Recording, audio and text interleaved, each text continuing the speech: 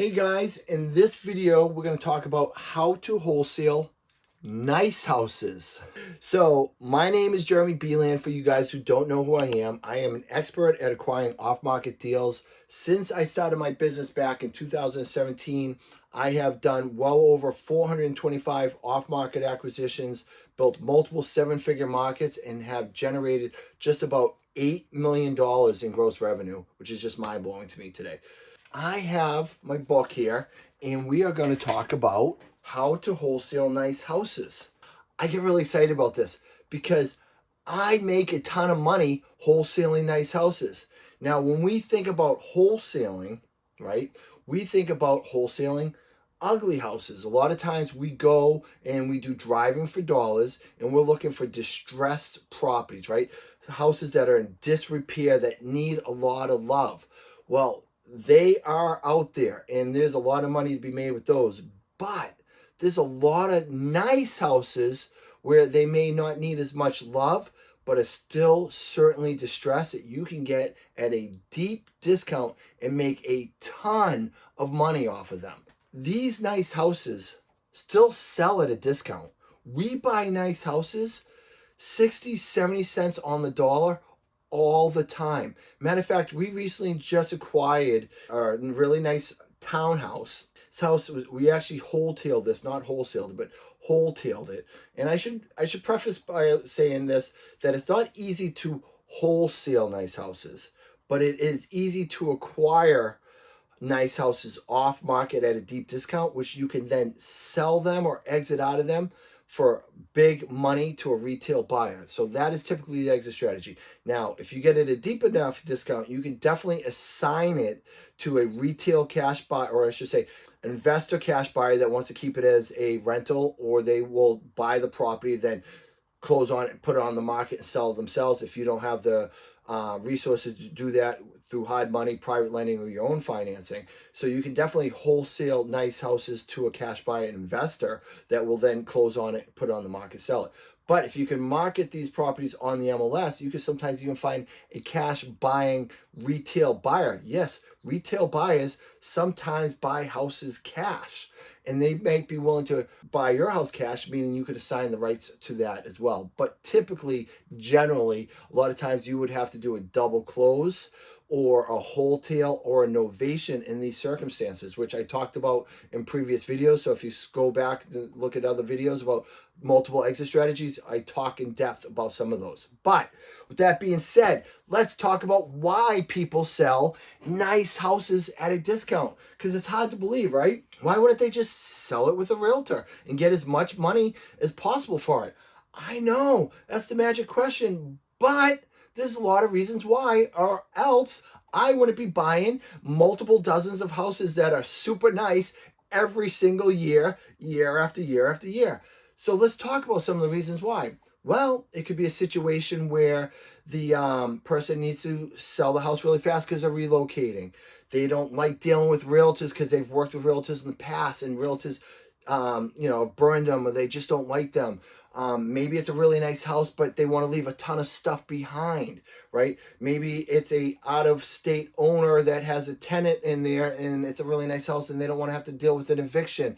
Or they inherited the house, and they live somewhere else, and they don't really care about getting it listed and doing all this stuff. They just want to take the quick cash and run. Whatever the reasons are, they're always out there, and there's a lot of them. So don't have a limited mindset here, because if you're spending money and time marketing and looking for properties below market value, nice houses qualify too. And I would argue to say that my companies make probably just as much, if not more money annually on nice houses as we do with the houses that need a lot of love. We just had a situation up here in New Hampshire where this person wasn't really even that distressed, but needed to relocate and leave the house in 2 or 3 weeks, and didn't want to deal with a realtor and just wanted to get the house sold.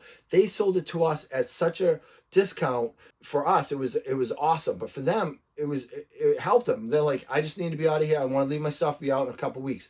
We basically closed on it. Next day we came in. Then after we closed, we basically removed the furniture, did some cleaning, pressure washed the place, took some pictures. I was all in it for maybe $1,000, and listed it 3 days later on the MLS after closing it And then 2 days after that, it was under contract with a retail buyer for over asking.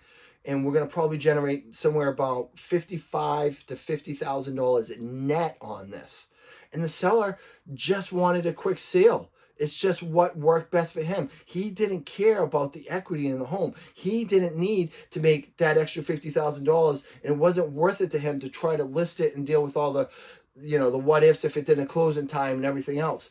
It didn't matter because he was already making enough money, and whatever his reasonings were, he wasn't motivated by money. I know it's hard to believe, but not every seller is motivated by money. Sometimes it's the value you can bring, the solution to their problem, that is way more valuable than the money. So these houses are distressed, and or they sell at a deep discount.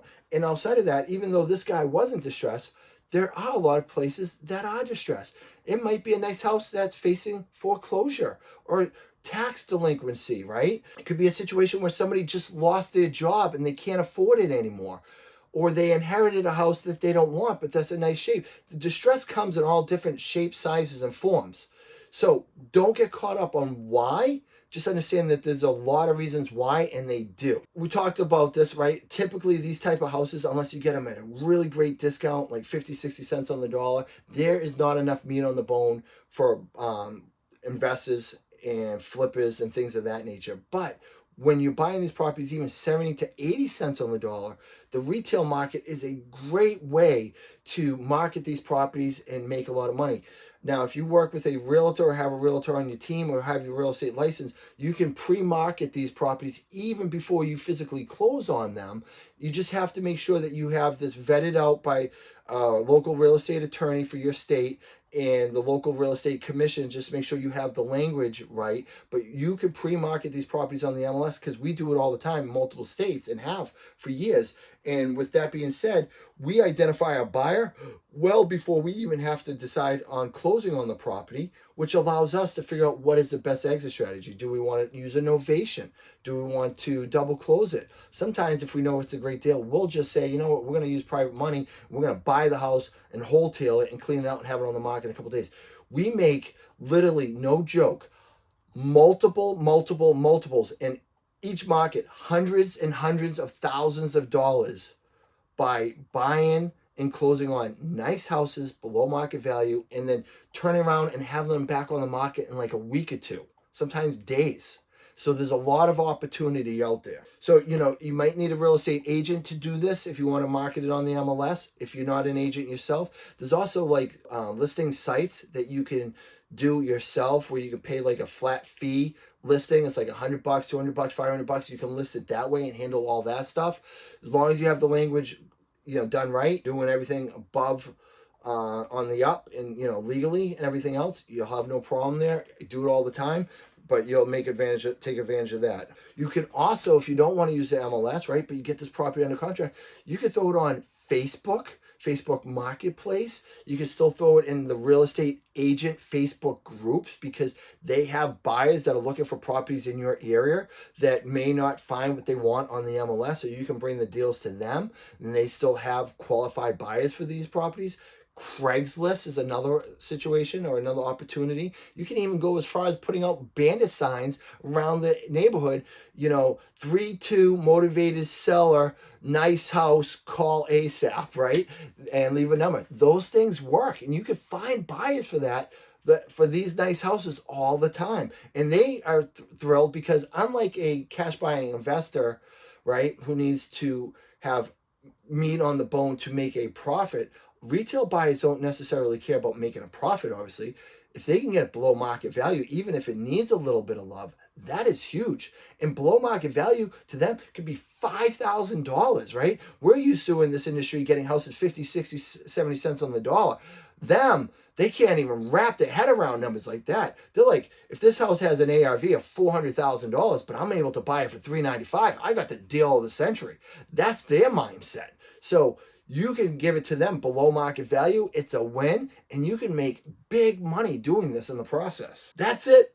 That's all my notes for this video. Not a super long one, but what I'm trying to reiterate in this video, guys, is that there's a lot of money to be made on nice houses, okay? So when I first started in this business and I didn't have access to private money, I didn't really understand, I walked away from so many deals that I could have got 80 cents on the dollar because I just thought in my head, well, I can't assign this to a cash buyer. There's not enough meat on the bone, and I would walk away.